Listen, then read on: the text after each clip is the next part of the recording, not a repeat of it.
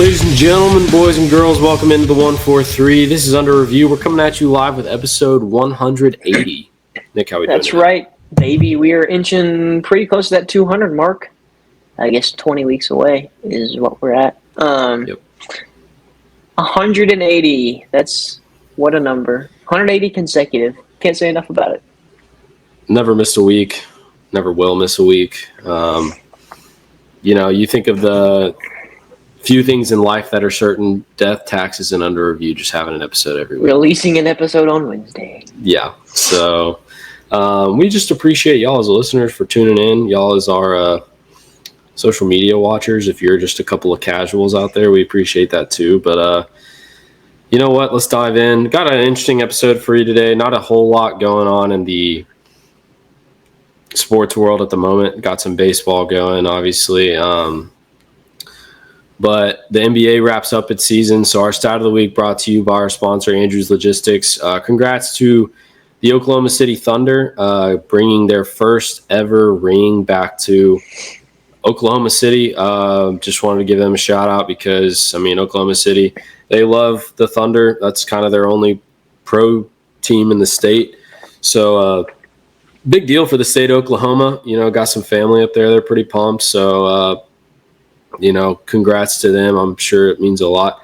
We're not big NBA people as much on Under Review, but you just got to give them a shout out. Hard fought win in Game 7. So congrats to the Oklahoma City Thunder. Yep. And then bigger news. Joey Chestnut, your player of the week, is making his return to Nathan's famous hot dog eating contest. He holds the record with 76 hot dogs and buns in 10 minutes, and he is making his return. The Could return of the king. Record? Absolutely. I think it's time. Last year, obviously, I'm sure the ratings. I know I didn't watch it last year because Joey Chestnut wasn't in it. So Joey Josh Chestnut making that return, that's big. Obviously, here at Under Review, we view him as a top 5 player of all time in any sport. I don't remember exactly when you win like 15 championships or whatever the actual number is, you got to get a spot on there. Pure dominance, year in, year out. Just speaks for itself. The accolades. I want to say we had Phelps at 1 and Chestnut at 2. So I don't remember. We base. Actually, this is a perfect segue into what we're going to be talking about today. Greatness is based off of championships. We've always said it here at Under Review. If you don't win the last game of the season, well, then nobody cares. So LeBron James, one of our favorite guys to talk about sometimes, came out on his podcast with Steve Nash, and I believe that's where he said it. But that's his podcast. Comes out and just starts talking about rings, and he calls it ring culture. He thinks basically that a player's individual greatness and kind of legacy should not be defined by solely based on the number of championships they won, because a championship, according to LeBron, is a team accomplishment, which it is. And so therefore, when you're looking at one player saying, where do they line up in terms of greatest of all time, we really shouldn't be.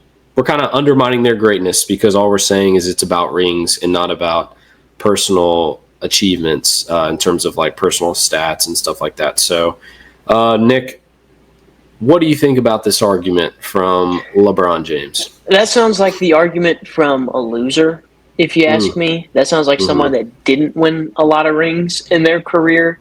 That's just what immediately comes into my head is obviously you'd be advocating for that if you didn't win a lot of championships. Greatness is absolutely defined by championships. What are we playing for here? Exactly. That's what you're playing for every single game at the start of every season. That's what it all comes down to is championships. That's what you're playing for. So absolutely, greatness is going to be defined by championships. Otherwise, what are you playing for? I think it's not a coincidence that in the NBA and basketball's greatest of all time debate, You've got basically Michael Jordan versus LeBron James, and the biggest argument that those of us who think Michael Jordan is the GOAT use is that he went 6 for 6 in his championship appearances, 6 rings, whereas LeBron's 4 for 10, which means he only has 4 rings and he's lost 6 times in the championship. I think LeBron's definitely using this as a way to say that shouldn't define whether or not he's the GOAT based on the number of rings he has. Look, I think Tom Brady is the universally recognized GOAT of football. I don't think anybody really argues about who the GOAT, greatest of all time, is in football. And that's not because Tom Brady has the highest individual stats. He has the longevity stats where he played for a long time, so he's got a few career stats. But it's not based on his individual season stats. It's not based on anything like that. It's strictly based on the fact that when it came down to it, and the games are on the line, Tom Brady found a way to get the win. 7 Super Bowls. Nobody's even come close to that number. That's why we call Tom Brady the GOAT. And, you've got guys like, Peyton Manning's got all those individual accolades and all the individual stats, but he's not considered the greatest of all time based on that. You don't go just purely based off of skill and stats for one guy. Absolutely. I mean, it's just exactly what you said. When it came down to it, he won. We were talking about this the other week about Aaron Rodgers, where talking about, long story short, he's a bum is what we were getting at. I don't remember exactly what it was that was said, but it was like he won his Super Bowl 15 years ago or whenever that was. And then he won an MVP 5 years ago, something like that. And so that's what we were talking about, is how a lot of people try and put Aaron Rodgers on that same tier level as Tom Brady. And it's skill-wise, they might be pretty close, but at the end of the day, it's everyone's taking Brady over Aaron Rodgers because, Tom Brady's the most clutch player of all time, and when it came down to it, when the game was on the line, when they needed to drive down and get one, that's exactly what they did. He won on the biggest stage the most out of any player in NFL history. What are sports about? What are we playing the game for? We're just playing to rack up stats. No, we're playing people play to win. That's the whole point. Just to get a stretch out on Sunday or something like that. I don't know. That's what you're playing for. You're playing for the Lombardi Trophy in February. That's literally what the whole point of the season is. That's what you're working towards in the off season. That's what you're thinking about as soon as the previous season is over. All the trades, all the training, all the prep, all that is leading up to a ring. So if that doesn't matter, then it just doesn't make sense.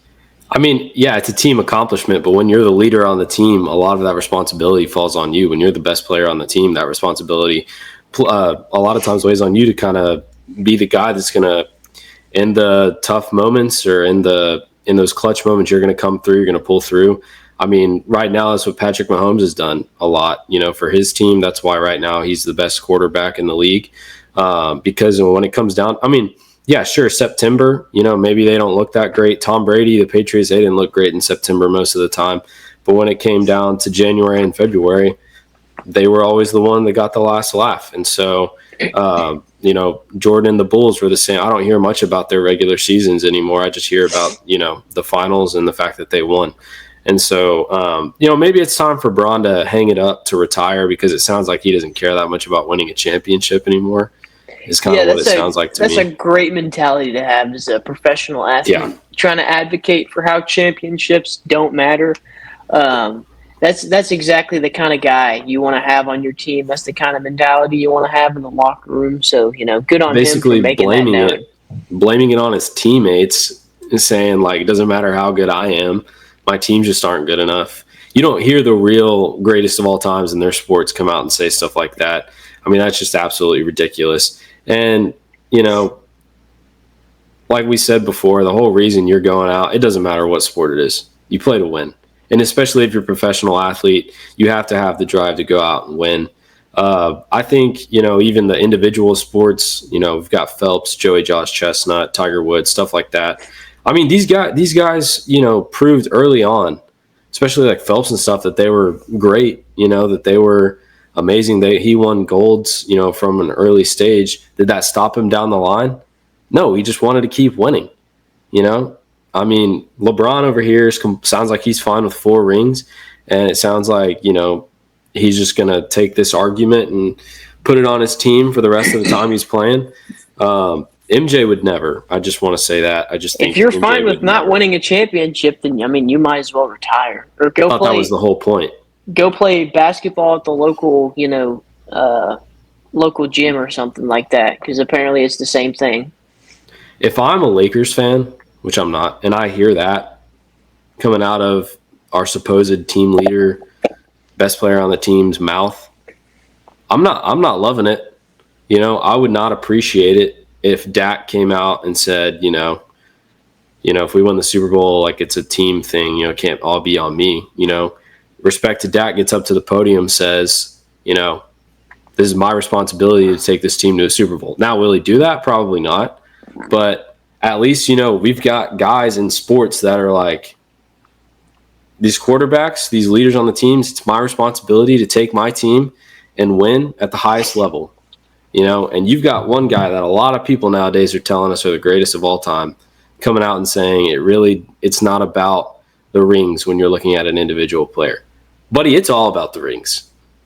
Okay. And I can't believe as somebody that's as involved in sports as he is, that he would come out and say something like that.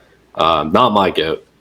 Not my GOAT. My GOAT would never say that. So, it's just absolutely ridiculous. It's absolutely ridiculous. Yeah, just a boneheaded statement. I don't know why you'd come out and say that. And it's obviously in the context of, I feel like the LeBron-Jordan debates just get higher and higher.